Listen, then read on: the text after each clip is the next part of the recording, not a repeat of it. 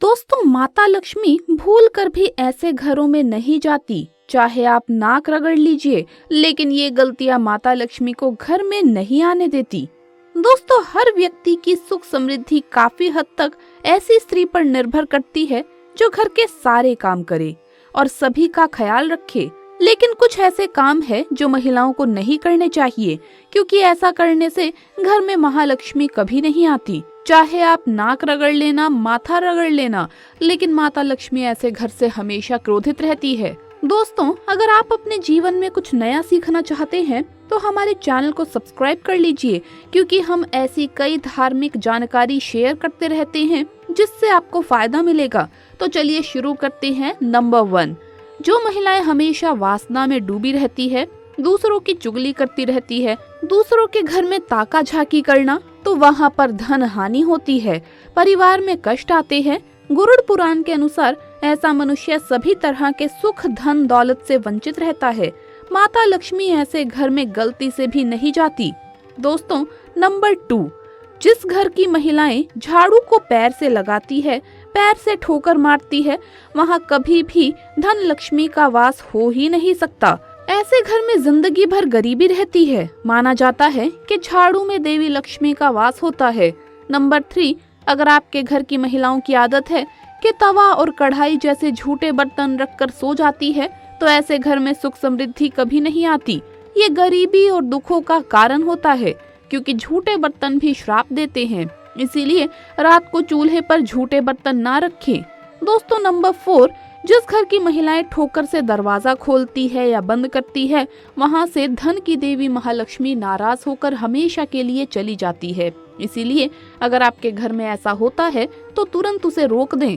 दोस्तों, नंबर 5, अगर आपके घर की कोई महिला घर की दहलीज पर बैठकर भोजन करती है तो उस घर की बर्बादी का कारण बनता है। हिंदू शास्त्रों में इसे बेहद ही अशुभ माना जाता है। पति की हैसियत से ज्यादा खर्च होना, इन सब से घर में विनाशकारी बर्बादी आती है। दोस्तों, नंबर 6, हफ्ते में एक बार नमक मिले पानी से पोछा लगाएं। ऐसा करने से माता लक्ष्मी की कृपा बनी रहती है।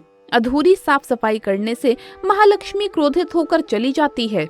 दोस्तों, नंबर 7, जिस घर की महिलाएं रात या शाम को झाड़ू लगाती है, उस घर में कंगाली अवश्य आ जाती है। इसीलिए इस आदत को छोड़ दें। माता लक्ष्मी नाराज हो जाती है, क्योंकि इस समय माता लक्ष्मी के आराम करने का समय है। दोस्तों, नंबर 8, अगर घर की महिलाओं को देर रात तक सोने की आदत हो तो वो घर और परिवार जल्दी नष्ट होने लगता है। देर रात तक सोना और सुबह उठना अपने पति और उसके परिवार और ससुराल वालों के लिए असफलता का कारण बनता है। माता लक्ष्मी इनका साथ कभी नहीं देती। दोस्तों, नंबर 9, जो महिलाएं सुबह जल्दी उठकर अपना आंगन साफ नहीं करती, ऐसे घर में देवी लक्ष्मी कभी प्रवेश नहीं करती। घर की महिलाओं को सुबह उठने के बाद आंगन में पानी छिड़कना चाहिए और थोड़ा सा गंगा जल छिड़कना चाहिए और घर साफ रखना चाहिए। ऐसे घर में माता लक्ष्मी प्रवेश करती है। जिस घर में गंगा जल से छिड़काव होता है, वहाँ देवी लक्ष्मी समस्त देवी देवता अवश्य वास करते हैं। दोस्तों, जो मनुष्य सच्चे दिल से माता लक्ष्मी को पुकारता है तो माता रानी उसके घर सदैव जाती है। दोस्तों, कहा जाता है कि महिलाओं को समझना बहुत ही मुश्किल काम है, क्योंकि महिलाएं हमेशा से ही पुरुषों के लिए किसी पहेली से कम नहीं होती। एक महिला को हम बहन, माँ, दादी, पत्नी और दोस्त के किरदार में देखते हैं और वो अपने हर किरदार को बखूबी निभाती है। ऐसे में हम ये जानते हैं कि महिलाओं की सुंदर लहराते बाल न सिर्फ उनकी खूबसूरती को निखारते हैं, बल्कि ये उनके अच्छे भाग्य को भी दर्शाते हैं। सामुद्रिक शास्त्र में महिलाओं के बालों की बनावट और उनके बारे में संपूर्ण जानकारी मिलती है। बालों की बनावट व रंग के आधार पर ही उनके स्वभाव की पहचान की जाती है और किसी भी महिला के बालों को देखकर उस महिला का व्यक्तित्व और स्वभाव का पता लगाया जा सकता है। लेकिन महिलाओं में चिंता की बात तब होती है जब उनके बालों की बनावट गलत हो। शास्त्रों में ऐसे बाल शुभ नहीं माने जाते। तो चलिए जानते हैं। दोस्तों, नंबर 1, सबसे कम बाल और बेजान और पतला बाल। ज्योतिष शास्त्र में माना जाता है कि जिन महिलाओं के कम और पतले बाल होते हैं तो उन्हें कई सारी परेशानियों का सामना करना पड़ता है। ज्योतिष शास्त्र में महिलाओं के टूटे और गले बाल शुभ लक्षण नहीं होते। ऐसी महिला जहाँ भी जाती है उस घर में कामयाबी जल्दी प्राप्त नहीं हो पाती। ऐसे बाल वाली महिलाएं किसी बीमारी से भी ग्रस्त रहती है। दोस्तों नंबर 2, लंबे और घुंघराले बाल। ज्योतिष शास्त्र में ऐसे बाल बहुत ही महत्वपूर्ण माने जाते हैं। शास्त्रों में कहा जाता है कि लंबे और घने बाल शुभता को दर्शाते हैं। ऐसे बाल साक्षात माता लक्ष्मी का प्रतीक माने जाते हैं। वही लंबे बाल और घुंघराले बाल महिलाओं की खूबसूरती में चार चांद तो लगाते ही हैं। ऐसे में ये लोग जहाँ भी जाते हैं दौलत चुंबक की तरह आती है। दोस्तों नंबर 3, बालों का बार बार टूटना। जिस महिला के बाल अगर बार बार टूट जाते हैं तो ये भी शुभ लक्षण नहीं होता। ज्योतिष शास्त्र में जिस महिला के बाल अगर हमेशा गिरते रहते हैं तो वहाँ पर कर्ज भी बढ़ता है और पैसा भी पानी की तरह बह जाता है। इसीलिए इन लक्षणों को नजरअंदाज ना करें। दोस्तों नंबर 4, जमीन पर पड़ा बाल नकारात्मक ऊर्जा को आकर्षित कर सकता है। अक्सर देखा जाता है कि जब किसी महिला के बाल टूट जाते हैं तो उन्हें वो जमीन पर डालकर नजरअंदाज कर देती है, जिसके कारण टूटे हुए बाल किसी गलत व्यक्ति के हाथ लग जाते हैं जो उसे गलत इस्तेमाल करता है, यानी टोने टोट के द्वारा।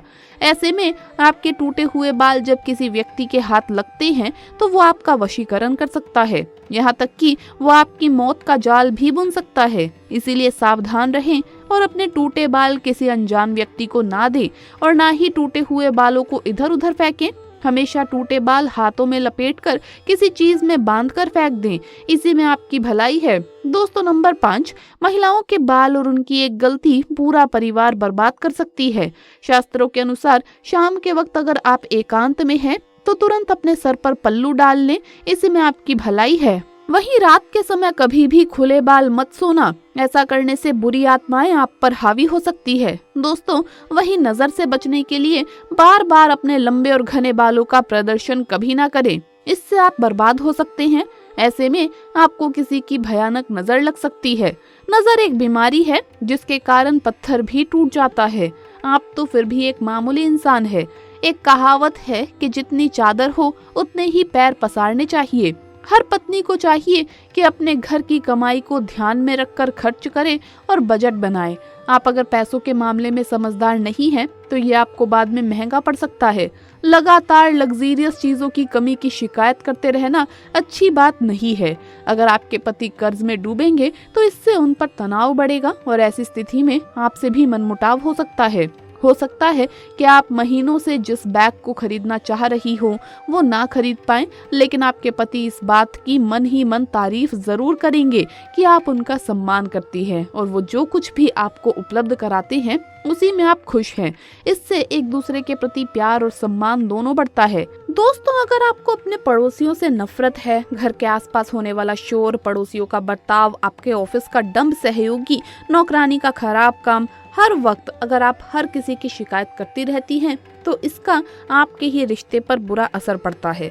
हो सकता है कई बार आपकी आलोचना सही ही हो, फिर भी आपको अपने पति के सामने हर किसी की बुराई नहीं करनी चाहिए। इससे उनके मन में काफी नकारात्मक छवि बनती चली जाती है। आपके पति जैसे ही घर में प्रवेश करते हैं आपको अपने दिमाग से सारी नेगेटिव बातों को हटा देना चाहिए। लड़कों को चीजों को सुलझाना पसंद होता है। अगर आप शिकायतों के ढेर से उन्हें घेर लेंगे तो शायद वो आपसे दूर होते चले जाएंगे।